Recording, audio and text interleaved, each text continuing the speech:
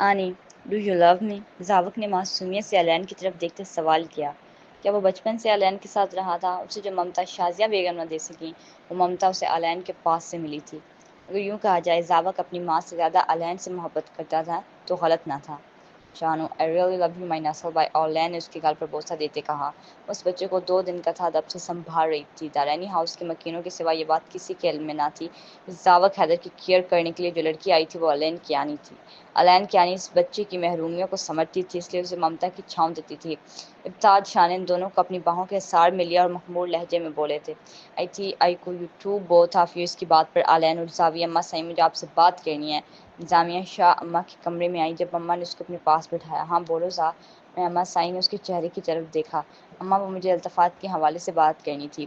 اس کے بابا کی کال آئی ہے، انہوں نے التفات کے لیے رشتہ مانگا ہے۔ حیدر شاہ جو کہ اماں صحیح کے کمرے میں آئے تھے جامعہ کو ٹوکتے ہوئے بولتے التفات ہماری بہو بنے گی، یہ بات طے ہے۔ جامعہ ابتہاج کو بھی بول دو، پتہ نہیں اس شخص کی من مانیہ کرنے کی عادت کب ختم ہوگی۔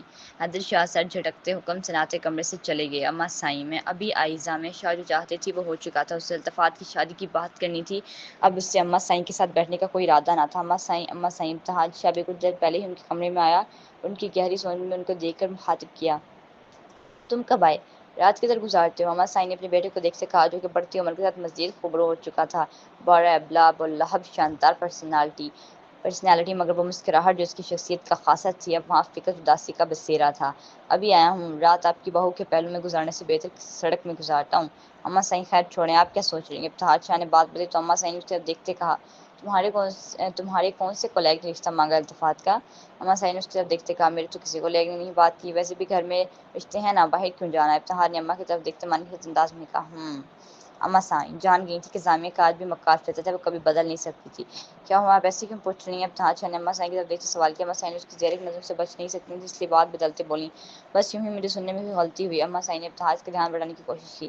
یہ منظر ایک تاریک کوٹری کا ہے جہاں ایک شخص رسیوں میں جکڑا ہوا مدد کے لیے پکار رہا ہے۔ دیکھو مجھے چھوڑ دو، کیوں لائے ہو مجھے یہاں؟ میرے چھوٹے چھوٹے بچے ہیں۔ وہ شخص چلا رہا تھا مگر اس کی پکار سننے والا کوئی نہ تھا۔ سامنے سے کھڑا شخص اس کو غور و فکر سے دیکھ رہا تھا اور تعصب سے سر ہلاتے ہوئے بولا تمہیں اپنے بچوں کی پرواہ ہے؟ مجھے نہیں لیتا تم اپنے بچوں کی طرف سے فکر مند ہو۔ اگر تم اپنی اولاد کی پرواہ ہوتی تو تم انود درانی کی تصویریں لینے سے پہلے 1000 بار سوچتے۔ اس شخص کی بات سن کر وہ آدمی سر اٹھاتا حیرت سے دیکھنے لگا۔ ابھی شاہ صحیح آ کر تمہیں بتاتے ہیں کہ تم نے بہت غلط جگہ پنگا لیا ہے۔ وہ شخص اس کی حالت سے مزہ لیتے آنے والے وقت کا انتظار کرنے لگا۔ جب کسی کے قدموں کی چاپ اسی کمرے کی طرف آتے سنائی دی تو ان دونوں نے دیکھا وہ شخص مردانہ وجاہت کا شاہکار 3 ہٹے کٹے لوگوں کی مضبوط سیکورٹی میں انداز کمرے میں آیا۔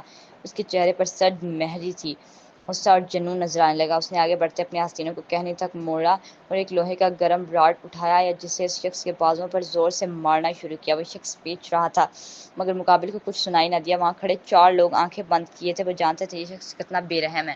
بہت شوق ہے تمہیں لڑکیوں کی تصویریں لینے کا، ان کو بے عزت کرنے کا، تمہارا انجام عبرتناک بناؤں گا۔ اس نے اب اس پاس بڑا پٹرول کین اٹھا کر اس شخص کے اوپر گرایا۔ جب اس نے معافی مانگتے کہا دیکھو تمہیں انود کی قسم مجھے چھوڑ دو، میرا کوئی قصور نہیں ہے، یہ سب مجھے ابتہاج شاہ کی بیوی جامعہ شاہ نے کرنے کو کہا۔ وہ آدمی سچ اگل چکا تھا اور سامنے کھڑے شخص کے لبوں پر ایک زہریلی مسکراہٹ ہے اور یکدم اس کے چہرے پر سجن چھا گیا۔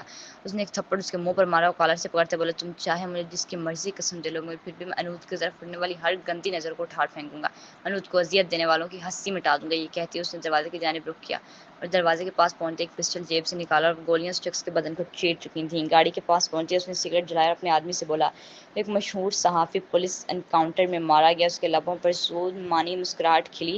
اس کے آدمی سر ہلاتے اس کے حکم کی تعمیل کر چکے تھے۔ اگلی صبح ابتہاج شاہ اماں صحیح کے پاس بیٹھا تھا جب سدید شاہ نے ٹی وی آن کیا اور سامنے صحافی کے کاؤنٹر کی خبر چل رہی تھی۔ جامعہ شاہ جو کہ سیڑھیاں اترتے نیچے آئی تھیں اس لیے یہ خبر شاکنگ تھی۔ اس نے ابتہاج شاہ کی طرف دیکھا جو افسوس سے سر ہلاتے بولا بیچارہ اچھا آدمی تھا، افسوس برے ہاتھوں چڑھ گیا۔ سدید اس کی فیملی کی خبر گیری کرواں، انہیں کوئی تکلیف نہیں ہونی چاہیے۔ سدید سر ہلاتے وہیں صوفے پر بیٹھ گیا۔ وائٹ فراک اور چوڑی دار پاج اماں پر ریڈ شفون کا دوپٹہ لیے مرحت درانی مشرقی لباس میں نظر لگ جانے کی حد تک حسین لگ رہی تھی۔ انود نے اسے دیکھتے ہی دل سے اس کی خوشیوں کی دعا کی۔ او آئی ایم جی، یہ حسین پری کون ہے؟ انود نے امریکہ کے پاس جا کر ایکٹنگ کرتے پوچھا۔ اس کی بات سن کر ملیحہ کا غصہ گونجا۔ آپ ہی یہ آپ کی بیبی سسٹر ہیں اور آپ کی بیبی سمسٹر اپنی فلرٹی کو ڈیٹ کرنے جا رہی ہیں؟ امریکہ نے اپنی آنکھ بند کرتے کہا۔ اس کی بات پر انود کے دل میں ایک چھن سی پیدا ہوئی۔ میرا لائک ایٹ می پلیز اس لڑکے کے جذبات سے مت کھیلنا، فلرٹ کرنا ہمارے بابا کی تربیت نہیں ہے، انہوں نے ہمیں محبت کرنا، محبت پھیلانا سکھایا ہے۔ انود مریحہ کو سمجھاتے ہوئے بولی، آپ ٹرسٹ میں کچھ غلط نہیں کر رہی، مجھے میری لمٹس بھی معلوم ہے اور اپنا اسٹینڈرڈ بھی، سو چل بیبی۔ مریحہ نے اس کو یقین دلاتے کہا۔ انود نے اسے آگے بڑھتے گلے لگا لیا۔ مریکہ سدید سے ملنے جیسے ہی ہوٹل پہنچی تو سدید شاک کارنر میں بیٹھا اسے نظر آیا۔ وہ مریحہ کو دیکھتے ہی کھو گیا، اس نے آج سے پہلے مریحہ کو ایسٹرن ڈریس میں نہیں دیکھا تھا۔ سدید شاہ نے دل ہی دل میں یہ بات تسلیم کر لی کہ دوپٹے نے مریحہ کی پرسنالٹی کو گریس دیا اور گریس فل لگ رہی تھی۔ چار کو گول کھماتے اپنے قریب کیا، امریکہ کے چہرے پر ہونے کا نام نہیں لے رہی تھی، تمام لوگوں کی نظریں میں انہیں پر ہٹتی مریحہ کو اپنے سینے میں چھپا لیا۔ Wow so lovely couple, made for each, ایسے کئی کمنٹ سدید اور مریحہ کے کان سے ٹکرائے۔ سدید کو وہاں انکمفرٹیبل محسوس ہو رہا تھا، وہ مریحہ کے کان میں سرگوشی کرتے ہوئے بولا، I am not feeling comfortable here. Here my girl, I know wanna see you. From people everywhere. Sadid کا ہاتھ مریکہ کے کندھے پر تھا اور مریکہ کو سدید کی مضبوط گرفت اپنے کندھے پر محسوس ہو رہی تھی۔ سدید آئے سر تنگ، مریکہ کی آنکھوں میں آنسو آنے لگے۔ سدید کو پرواہ نہ تھی، وہ مریحہ کو اپنے نزدیک کرتے بولا، میری بات غور سے سنو مریکہ درانی، میں ابھی اتنا بڑا مائنڈیڈ نہیں ہوا کہ تم پر لوگوں کی گندی نظریں برداشت کروں۔ سدید حیدر شاہ اپنی چیزوں کو چھپا کر رکھنے کا عادی ہے اور تم تو سدید حیدر کی رگ میں خون کی طرح دوڑتی ہو۔ سدید حیدر کی تسکین ہو تم مریحہ درانی، تم پر پڑنے والی ہر اچھی بری نظر کو سدید حیدر کی جنونیت کا سامنا کرنا ہوگا۔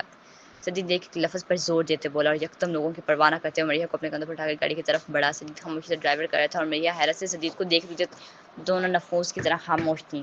سدید نے بیچ راستے میں گاڑی روکی اور ایک بلیک پٹی پتلی سیٹ سے اٹھاتے اور گھماتی ہوئی فرنٹ سیٹ کا دروازہ کھولتے مریحہ کی آنکھوں پر پٹی باندھ دی۔ مریحہ کچھ بولنے کی پوزیشن میں تھا تو سدید دوبارہ سے گاڑی کی ڈرائیونگ کرنا سیٹ پر بیٹھا اور خاموشی سے ڈرائیو کرنے لگا۔ تھوڑی دیر بعد گاڑی پھر رکی اور سدید مریحہ کو گاڑی سے نکال کر اس کا ہاتھ تھامے چلنے لگا۔ مریحہ کو کچھ سمجھ نہیں آ رہی تھی وہ لوگ کہاں جا رہے ہیں، اتنی دیر خاموش رہ رہے کہ مریحہ کو اب بے چینی ہونے لگی تھی۔ بس سدید کے ہاتھ پر ناخن چباتے ہوئے بولی، سدید جو فیئر تھی، تم مجھے کہاں لے کر جا رہے ہو، مجھے کچھ نظر نہیں آ رہا کہ تم میری معصومیت کا فائدہ تو نہیں اٹھانے لگے۔ مریحہ درانی کی زبان چل رہی تھی اور سدید حیدر کے کان پر گویا جھوم بھی نہ رہیں۔ وہ مریحہ کی آنکھوں پر پٹی باندھے، اس نے مریحہ کا ہاتھ تھام رکھا، دوسرا ہاتھ مریحہ کے کندھے پر ڈال کر خاموشی سے چل رہا تھا۔ ہیلپ ہیلپ، کوئی بچاؤ مجھے، یہ میری معصومیت کا فائدہ اٹھا رہا ہے۔ مریحہ چیخ، جبکہ سدید نے اس کو اپنی طرف کھینچا۔